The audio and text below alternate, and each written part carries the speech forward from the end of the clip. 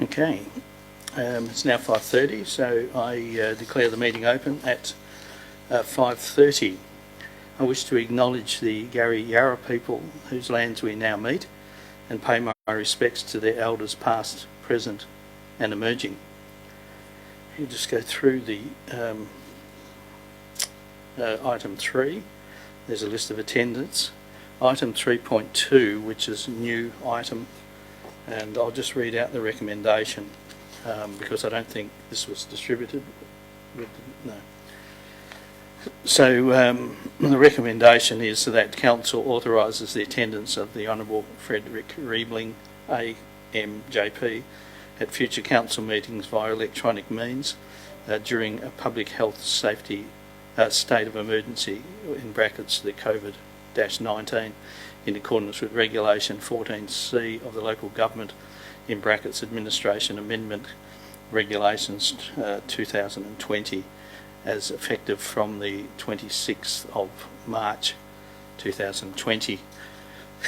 And I do vote in support of that recommendation.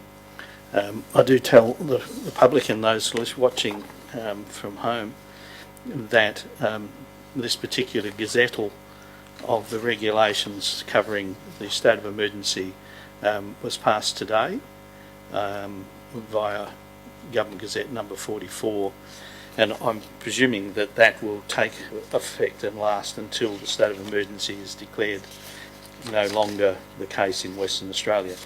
So that is the reason for item 3.2. So basically from now on these meetings will not be, there won't be members of the public attending these meetings from now on, but I'll have more to say about that in a minute. So that's carried. Item 3.3, there is nil, no one's, sorry? Just the Director of Community Services, an apology. Okay. Director of Community Services, an apology. Leave of absence nil. Disclosure of interest nil. Application of sick leave or leave of absence nil. Item 5 is the response to questions that were included from the meeting of the 5th of February, which weren't put into the last meeting. And items 5.2.1 questions to answers from the meeting of the 26th of February 2000.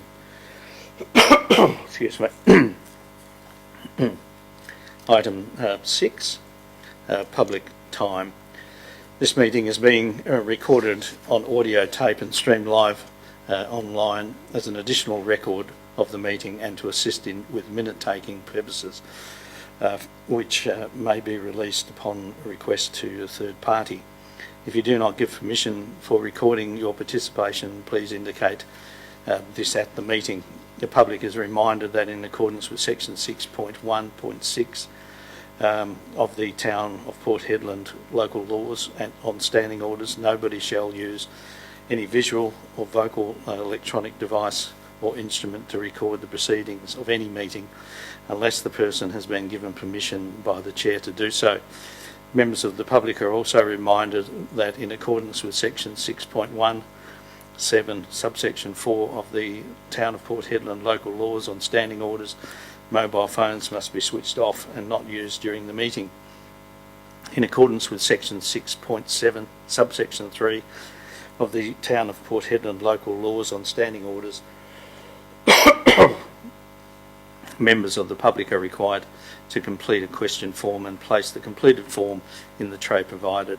If the presiding member determines that questions and statements are out of order due to the use of offensive or objectionable expressions or are defamatory, they will not be recorded and not responded to. Do we have any questions from the public? Oh, sorry, I opened question time at 5:36. Not being any questions, I close question time at 5:36. I declare public statement time open at 5:36 also. Any statements? No. I declare public statement time closed at 5:36. I believe we have a deputation at 6.3, and I welcome Kelly to the podium. Good afternoon, Commissioner, CEO, Directors. Thank you for the opportunity, and I appreciate the opportunity given the circumstances as well. My name is Kelly Howlett, and I'm the Chair of the Port Hedland Alcohol and Other Drug Management Plan Working Group. It's a group of a collaborative group. Every tier of government is represented, as well as not-for-profit organisations and all the different organisations that work in the alcohol and other drug sector locally here in Hedland. We've been collaboratively working together since 2013. Every 2 years, in accordance with the funding from the Mental Health Commission, we work on local plans, local drug and alcohol plans that are put out for the community and really give us a strategic plan, a guide in terms of the priorities that the community wants us to work on, but importantly as a sector, what we all strive to be working on and working together so that we can minimise alcohol and other drug harm in our community. So I just wanted to come today because it's that time to update the plan. So as a group, we've been working on updating the plan. First, importantly, reviewing and evaluating how we went with the previous plan, the 2018 to 2020 plan, and now we have in draft form, and we've all as a sector agreed on this as our plan going forward. It's a draft plan for 2020 to 2022. So I just wanted to, because the town of Port Hedland is a member of this group and really contributes, and we value the contribution of the town on the group, but also it's an important plan for the community, and I guess we all are working together, and certainly the town's community safety plan was integral in forming and helping to formulate this plan, as well as other consultation that we've done. So we actually do a community perception survey on alcohol, other drugs and mental health, and so those surveys are also collated, and the report will be an attachment as part of this plan when it is finalised, but it just sort of shapes where we're going to and what we're striving to do here locally as a sector in terms of alcohol and other drug issues in our community. So I'm not sure if you've gone through the plan, but if you have gone through the plan, you'll see that there are 4 priorities, and the 4 priorities remain fairly unchanged from the 2018 to 2020 plan. That was because consensus of the group was that we've got a great foundation. We've done a lot of work, we've produced a lot of materials, really successful campaigns, particularly in terms of the Pilbara Alcohol Awareness Campaign, particularly in terms of our youth stop and think before you drink, so our anti-drinking campaign for youth. So a lot of materials, and we've got those really good signs that we put up at public events, the alcohol think again messages. So we've got a lot of things that we can use. So everyone didn't want those wasted, wanted those items to still continue to be used, but how could we build upon it? So we felt that by largely unchanging the priorities, we could build upon and continue the great work that's happening. Priority 1 is changing the culture and normalisation of alcohol use in Port and South Hedland. Priority 2 is addressing the impact of alcohol and other drugs, including VSU, on families and young people. Priority 3 is reducing alcohol-related violence in Port and South Hedland, and Priority 4 is addressing needle syringe disposal issues and raising awareness of the role and function of local NSP and NSEP programs. So they're the 4 priorities that as a collective, and it's a collective of around 25 agencies and services, have all by consensus agreed. And I guess for us, we're really keen to hear the town's view on the plan, so that we, while in this draft period, we can make any amendments and look at exploring anything else that the town wishes us to look at in terms of the future plan. But I guess as a group, we're quite excited about some of the initiatives from each of the priority areas, and I just want to take the time to pull out 7 if I can, and I'll do it quite quickly. 1 is maintaining a Hedland community calendar. That way it's distributing consistent messages around changing the culture and normalisation of alcohol use, using our events, using our things that happen in the community, making it customised and specific to us here in Hedland. working towards a policy for venue hire and grant funding conditions for community cultural and social and sporting events that support family-friendly environments and responsible services of alcohol, including the provision of alcohol awareness materials. Continuing to support all the agencies and services that go into our local schools to deliver relevant AOD, including VSU education, prevention and harm reduction sessions. Developing and promoting and distributing targeted remote community messaging around the state and local campaigns that are culturally appropriate and easy to understand, addressing the impact of alcohol, other drugs, including VSU, on our families and young people. And the surrounding communities have been really embracing this idea. In Warralong, they've been painting non-alcohol messages on car bonnets and things and putting them around the community. So there's some different things that we can look at exploring for that one. Investigating the further use of the Sobering Up Centre during the day, exploring opportunities for medically supervised day treatment, AOD rehab, or possibly being used as a welcome centre, supporting the establishment and the continued operation of a permanent NSEP service here in South Hedland. It's a fantastic start, the service that we have at the moment, but making sure that that is a permanent service.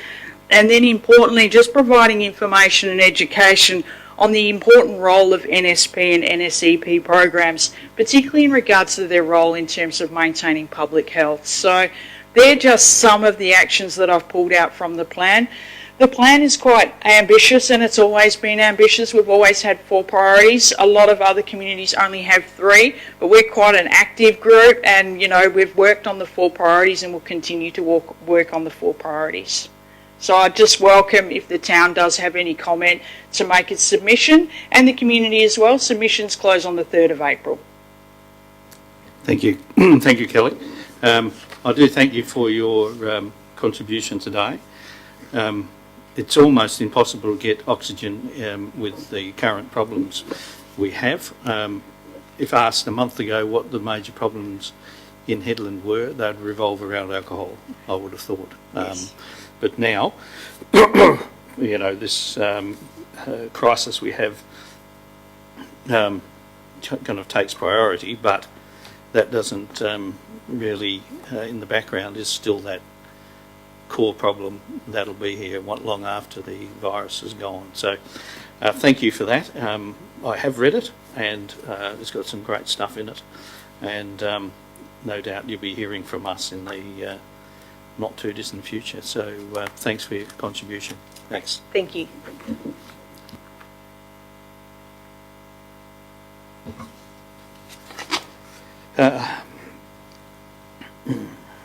Item 7, questions from members without notice. There is nil. Item 8, which is the announcements from the presiding member without discussion. There's a list of meetings that I've attended there. But I also want to state a couple of things in relation to the coronavirus, which is changing every day, basically.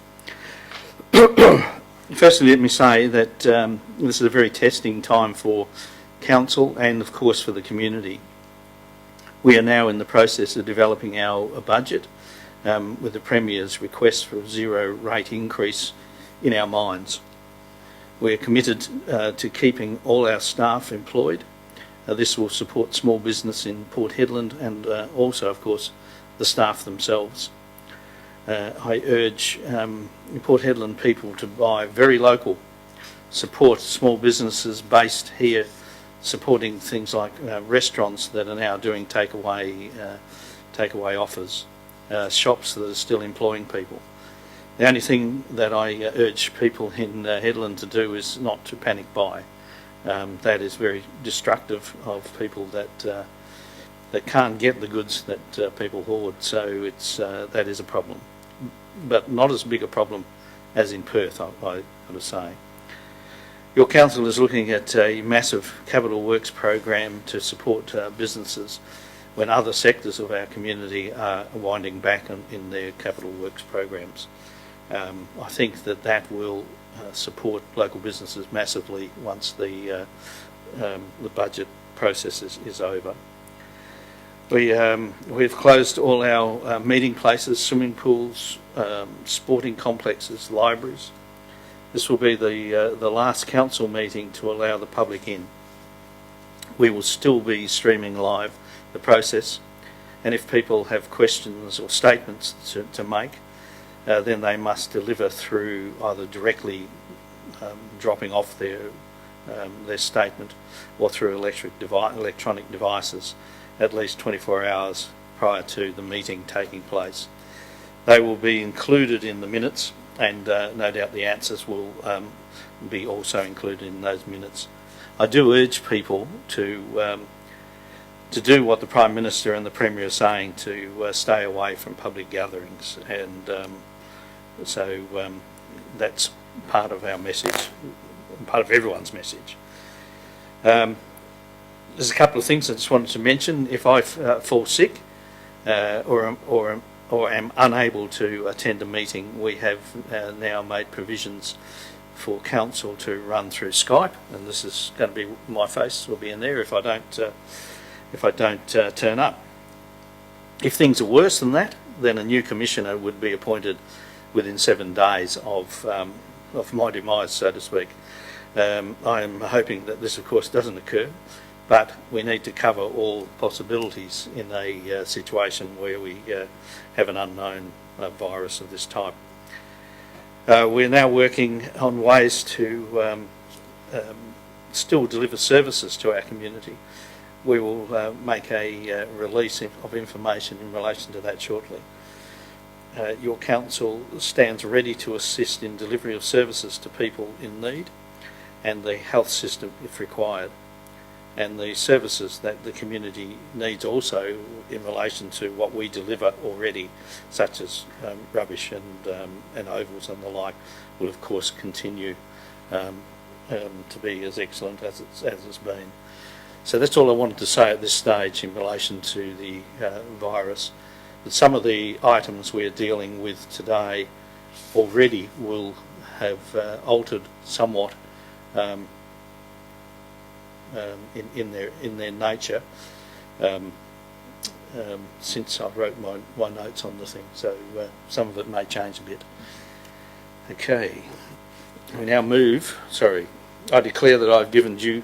Item 9, I declare that I've given due consideration to all matters contained in the agenda. And item 10, confirmation of minutes. I confirm that the minutes of the ordinary meeting held Wednesday the 26th of February 2020 are a true and correct record of that meeting. And I confirm the minutes of the special council meeting held on the Wednesday the 18th of March 2020 to be a true and correct record of that meeting. Okay. Item 11.1.1, Statement of Financial Activity for the period ending the 31st of January 2020. This item is the normal list of accounts that shows the monthly financial position. There is a commentary on items that represent a 10% variance or $10,000, or variance of 10% or $50,000 in relation to major projects. These can be seen on the summary of attachment 2 at note 12. The net current asset position was 23.8 million. The current asset cash and investments is 5.5 million. Restricted cash reserves is 241.5 million.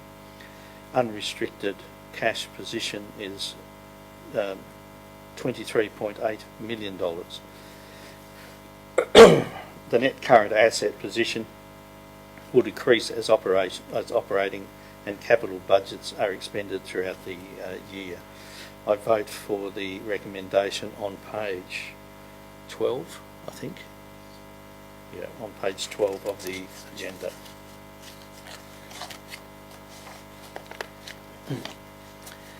The next item is item 11.1.2, which is the half-yearly budget review. This report was reviewed in the Audit and Risk Committee meeting earlier this month. Some of the key figures that are in the that are of interest are: 1, the extra $11.338.561 million for the back rates after the decision of the 5th of February 2000.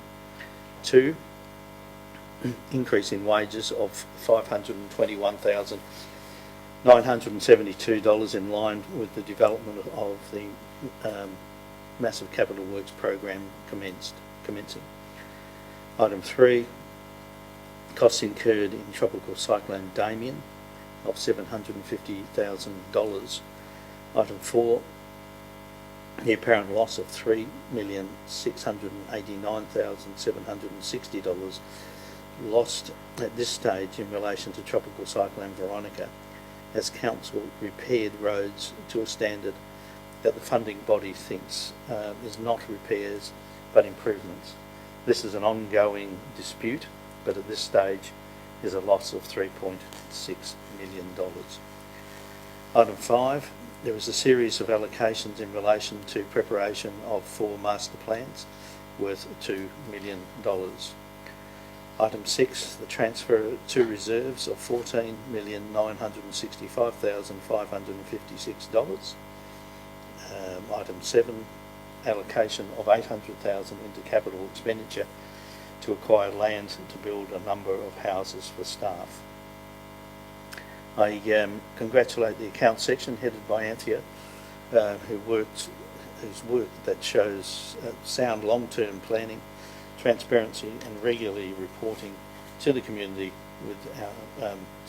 through meetings. It should be remembered that there is a significant benefit to local economy, including investments in local infrastructure, utilising local traders and businesses where possible.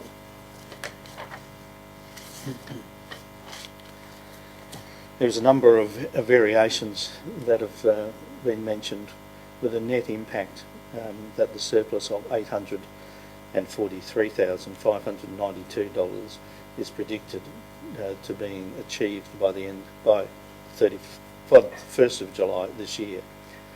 We are in a great position to start delivering infrastructure that will make Headland a great place to live and work, as it should be, plus keeping people employed. I vote for the recommendation on page 16 of this report.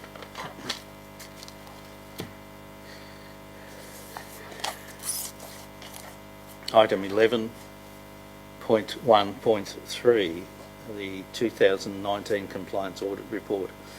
This item is what every local government in Western Australia delivers each year, and is required to be delivered to the department by the 31st of March each year.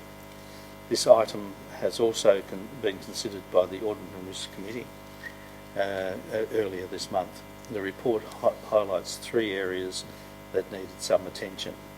1, there was a non-compliance in the disclosure of interests at question 7, where all employees lodge a primary return. There were 2 employees who did not lodge their returns on time. These returns have now been lodged. It appears that the officers were not aware of the requirement to lodge their returns. This matter has now been rectified. Item 3, integrated planning and reporting at question 7 is in relation to the lack of a workforce plan. More correctly, the old workforce plan needs to be replaced with a modern one.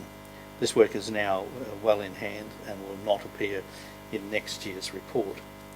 Item 3, the tender for providing goods and services. The Council did not advertise the amended regional price preference policy in 2018.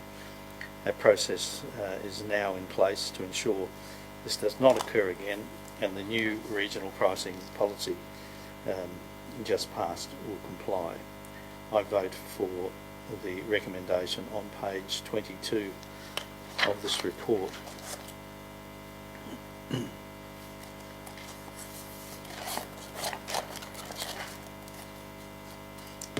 Item 11.1.5, is that right? Yep. which is, sorry? It's got 11.1.5. I changed it today. Can you just check? Which is Kingsford Smith? Kingsford Smith, yeah.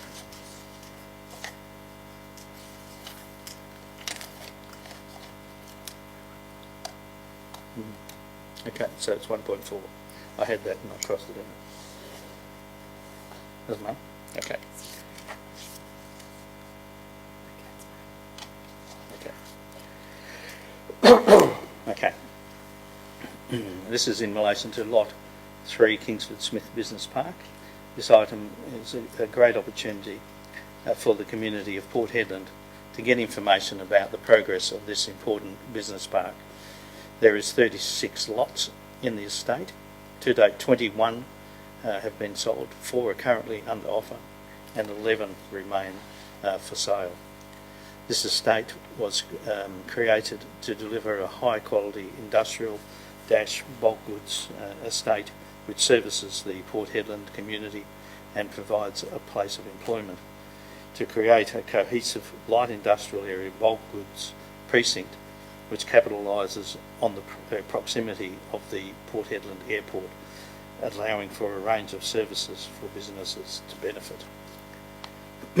This acceptance should result in a change of our rules in relation to delegation of acceptance of offers that are in excess of the delegation authority. This is a great story. The local council's vision for this estate is now being realised. People who are looking to position their business need to act quickly. I vote for the recommendation on page 60, which reads, the council accepts the offer from Christine Verbeek and Ken Itcher, AFT, the Ronnie Matf Family Trust for Lot 3 Kingsford Smith Business Park. The pronunciation of all those might be incorrect, but it's the best attempt. Okay. Item 11.2.1. Just have to have a drink.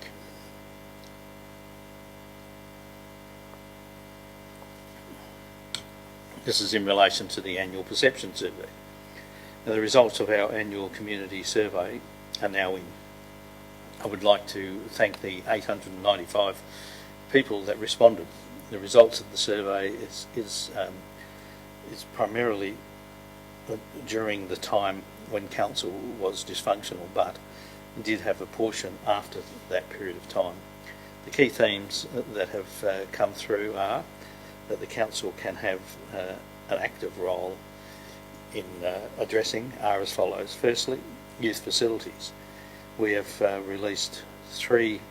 I'll just go through what the main concerns are and what our responses are. So youth facilities, we have released 3 master plans for South Hedland Integrated Sports Complex, JD Hardy Youth Centre and McGregor Street Sports Precinct, plus upgrading of sporting fields lighting. Item 2, recycling and waste. We have in the process of signing a contract for a curbside recycling service this year.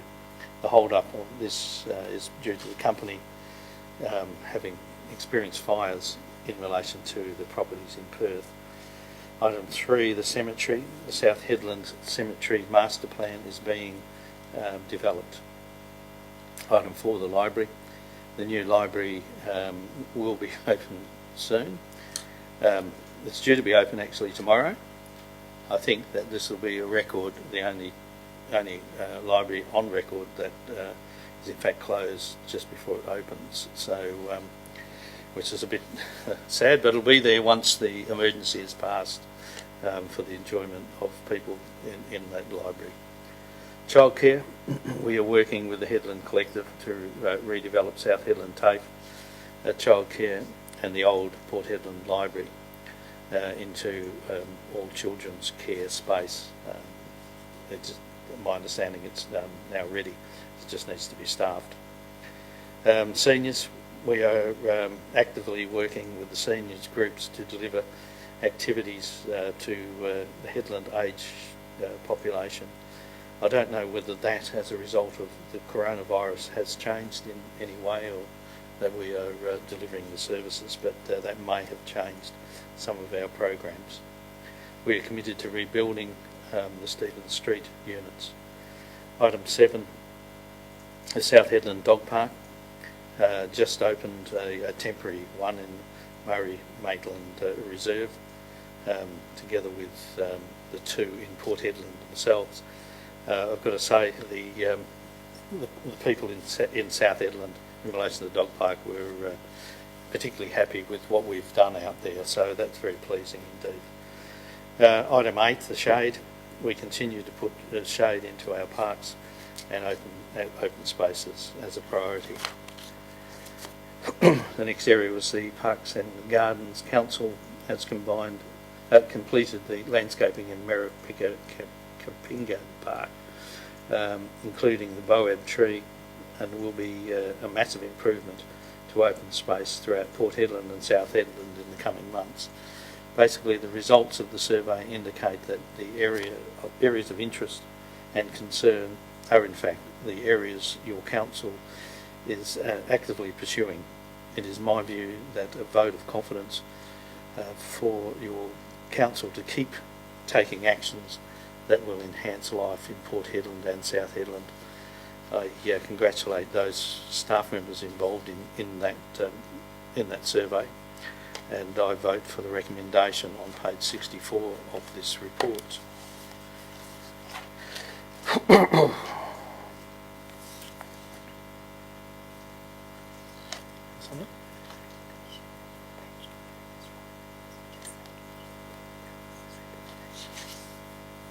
Okay, these are wrong. Okay. Okay. So item 11.3.1 proposed. This item is primarily to clean up the road alignments that are no longer required after the construction of a 4-lane bridge. In 2014, the town, in conjunction with the Main Roads Department and BHP, initiated the construction of the Wallwork road bridge. This bridge increased safety and allowed for traffic flow. This report then requires ground level roads closures and creation of the bridge itself, as the road and impacts on surrounding affected leases. I'll just read that again. This project then requires land level road closures and creation of the bridge itself as a road and impacts on the surrounding affected leases. The final piece of this work is the dedication of lots shown in attachment 1, which are lots 702, 700, 501, 701 and 704. These changes are administrative and clean up the plans for this area. I vote for the recommendation in relation to this item.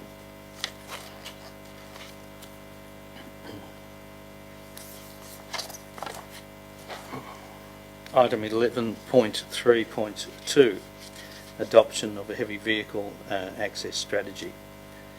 The proposal of this report is to have a heavy vehicle access strategy, which is shown on attachment 1. The town has investigated the infrastructure demands and mitigating strategies associated with the management of assets.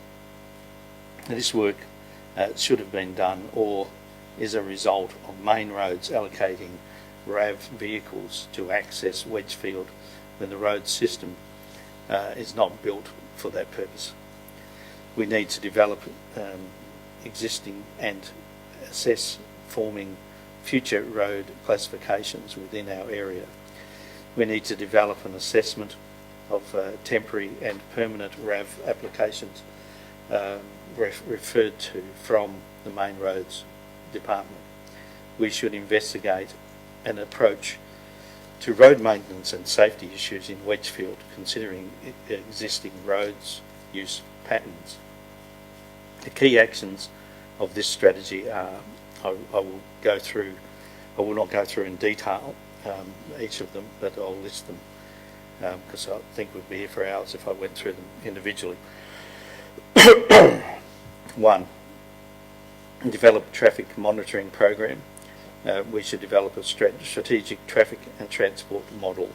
2. Develop asset register and asset management plans. 3. Develop cost-sharing approaches to support asset management. 4. Implement planning changes to address safety issues in Wedgefield. Got a bit of a tickle.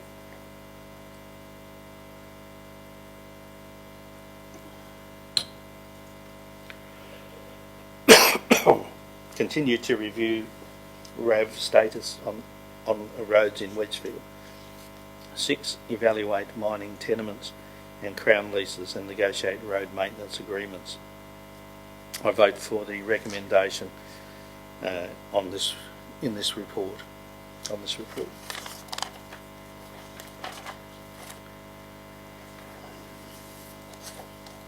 11.3.3. Development of an application for highway precinct works 9008 Great Northern Highway, Port Hedland. This item is for the development of airport land and gives permission on the various parcels of land that is now undeveloped for commercial purposes. It contains A. Construction of 2 roads, the drainage utilities, bushfire plan, removal of some infrastructure, effluent disposal system, and various other demolition requirements. F. Drawings needed to be approved. Drainage network, stormwater system developed. Street lighting, type of road construction, access to highway needs to be approved. Proven all earthworks and emergency access ways, and so on. It goes on for some considerable period of time, as you can see from the extensive recommendation. The recommendation covers every aspect required to comply with to the satisfaction of Council's requirements for safety and environmental requirements to allow this development. These conditions and requirements are not unusual. I think they are the standard for the development of a piece of land the size of this, and the recommendations is comprehensive. And I thank the planning department for the work they have put into this particular item. As you can see, it's an extensive item. I vote for the recommendation, and this is on my pages 76 through to 80. That may be different, but it's the 5-page recommendation in relation to this item.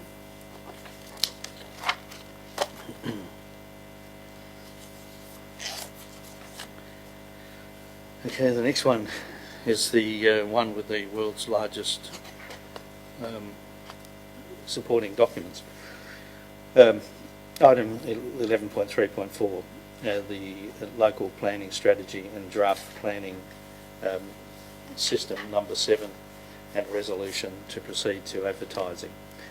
This process is to provide copies of the draft Town of Port Hedland local planning strategy, including Part 1 text, Part 2 and maps, and draft Town of Port Hedland local plan system number 7, including system text and maps, to the West Australian Planning Commission for certification. Also to refer LPS 7 to the Environmental Protection Authority to consider if LPS 7 requires assessment, and then advertising the above. After community consultation, the recent consultation of conclusion of Phase 3 in March 2020 has now resulted in the preparation of this strategy and draft LP27, then Phase 4, in referring to Council, which we're now doing. And then Phase 5 is the public advertising of the draft strategy in April 2020. Your Council is required to get advice and certification from the Commissioner prior to advertising. It must, 1, set out long-term direction, 2, must apply any state and regional planning policies, and 3, provide a rationale for the zoning. Part of the documentation sets out a summary of the engagement. This document has 5 objections summarised in community consultation that are covered. The first is shaping headlands, stakeholders' outcomes. First, the it strikes a balanced address for short-term, medium-term, and also the long-term investments in the area. 2, it locates future residential and service areas. 3, promotes opportunities, both sustainable and environmental. 4, supports economic growth in tourism, arts and culture. 5, yep. Okay, right. 5, land use issues in Wedgefield. The local planning strategy, there's 2 population scenarios, both conservative and aspirational. 2, the scale back ambitious population predictions. The West End is omitted, East End developments is included. South Headland focuses on existing zones. Maps prioritise urban growth. The local planning scheme number 7, firstly the special zone for the airport. 2, Kingsford Smith Business Park. 3, show all rail corridors. 4, rationalisation of current reserves. 5, reconsidering our waterways, recognising our waterways. 6, Old Wedgefield to light industrial to acknowledge caretaker dwellings in the area. And 7, New Wedgefield general industries. The population prediction between 18,500 and 28,000 by 2041. As can be seen, this is a significant body of work that our staff have put together, a massive undertaking with the maps and the meshing with the written documents, which is so important. I do thank our staff for the massive body of work this item and the previous one have required them to do. I vote for the recommendation on 2 pages over on this item.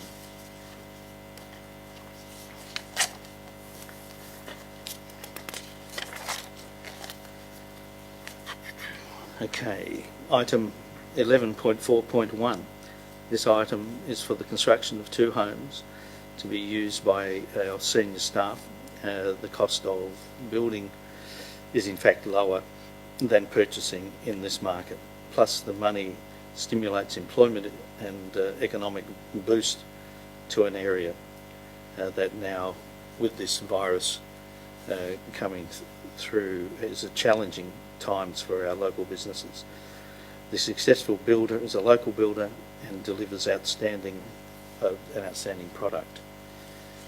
The residential staff housing building is an approved project in the town's 2019-20 budget.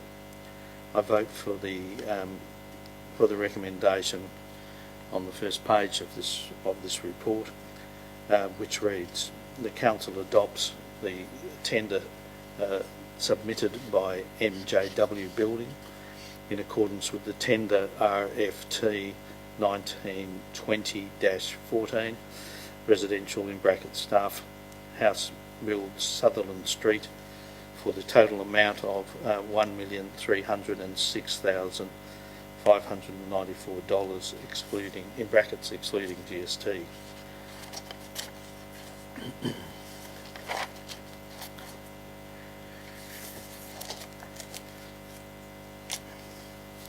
Item 11.4.2. This item is to construct a home on our land acquired for staff housing. This home is constructed using the fold-up technology. The modular home is a very much quicker build than traditional bricks and or steel framed houses, and may well be used in future construction of places such as the Stephen Street redevelopment. I'm advised that this particular construction, I hope this is still the case even with the virus, can be constructed in 16 weeks. These homes are constructed to cyclone rated to a very high level. I vote for the recommendation contained in this item, which reads that council accepts the tender submitted by Modular WA, in accordance with the tender RFT 1920-17 design, construction and installation of a modern modular house, for the total amount of $364,970.80, which is interesting, excluding GST.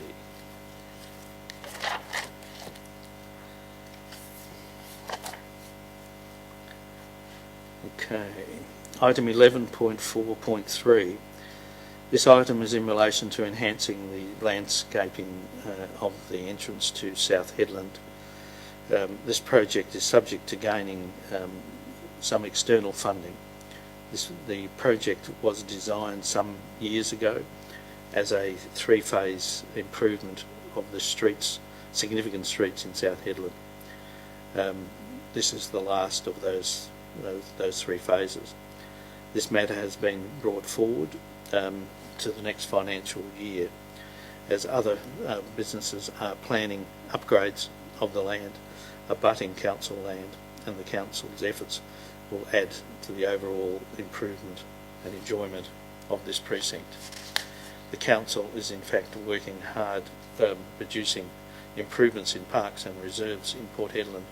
This will be part of the enhancement of our town's visual appeal. I vote for the recommendation contained in this item.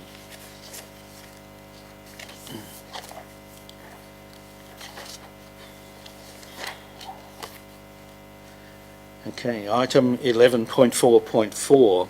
This is in relation to the seawalls in Port Hedland.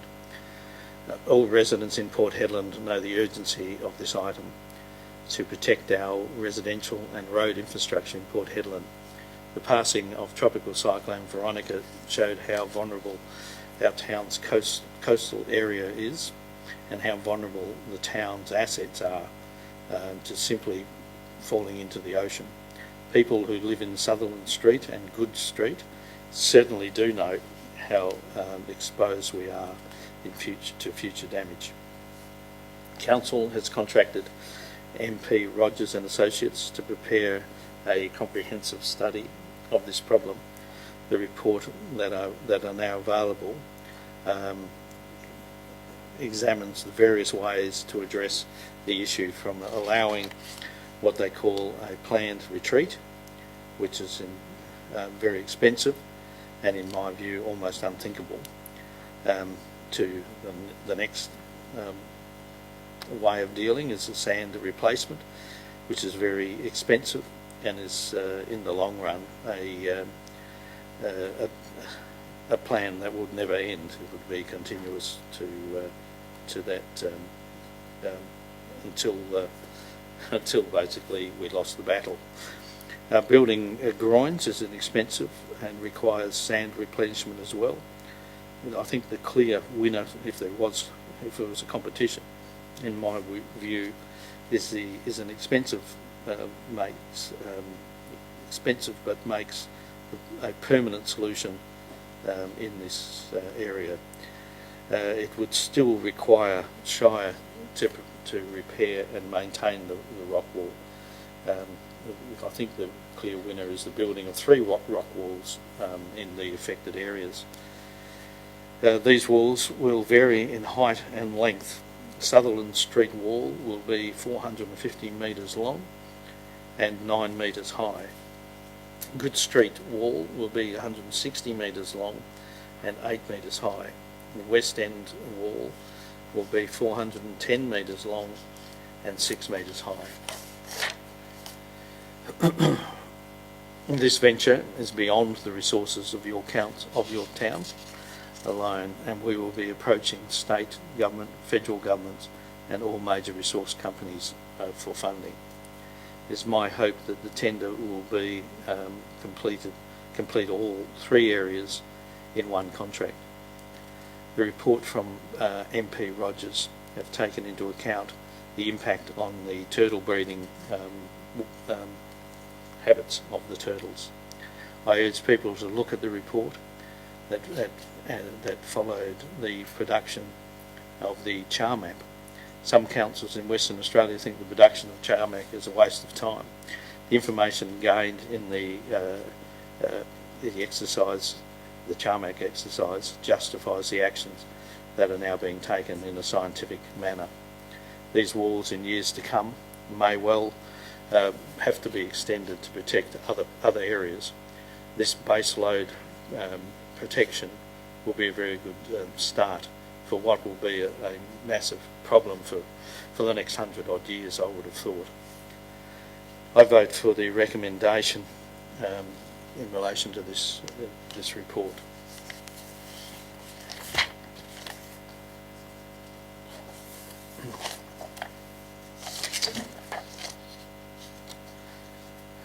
Item 11.4.5. Is that what yours is? Yes. This item is to build and seal a portion of Shota Road, a very busy road, to a local company for $1.485,391 million to be sourced from road renewal programs. The importance of the above is that the Commonwealth pay 2/3 of the amount. The contract includes lifting roads, installation of drainage system, construction of 2 intersections, the sealing between Quarries and Hamilton streets, the construction of culverts, the electrical services, the lowering of the water services. This is a significant part of our larger objective to seal the road completely. I vote for the recommendation in relation to this item, which reads that Council endorses the recommendation of the evaluation panel and award request for tender RFT 1920-11 in brackets Soto Road construction and seal for Town of Port Hedland to De Grey Civic Proprietary Limited. The contract is for the sum of $1,485,391, excluding GST, to be sourced from the road renewal program Soto Road.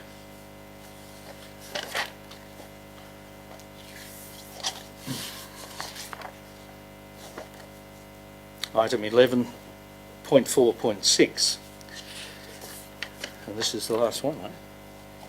At last. This item is to allow for the development of the West End amenity upgrade. Once realised, the council once what have I written there? Sometimes I can't read my writing. This item is to allow for the development of the West End amenity upgrades. Once realised, the council will conduct a 2-week public consultation before the final adoption by Council. One of the objectives of this is to identify opportunities to improve the amenity, accessibility and functionality of public open space. BHP has approached the Council to contribute to this project through the Right Foot Forward for the West End. The plan is to better support the community. This is a direct response to the recommendations in the public open space strategy. The stage 1 focus on streetscapes, verges, traffic islands west of Withnail Street. Stage 2 focus on streetscape, verges, traffic islands between Withnail and Taplin. These require planting, irrigation, repairs, installation, planting and relocation of trees, removal of poor trees that haven't done well, the laying of turf and the crack of dust, the paving, installation of footpaths, rock pitching, footpath linkage of the Esplanade and Richard Street. I urge people to have the same in relation to this matter. I can't see how anyone would not be supportive of it, but I do vote for the recommendation in relation to this matter.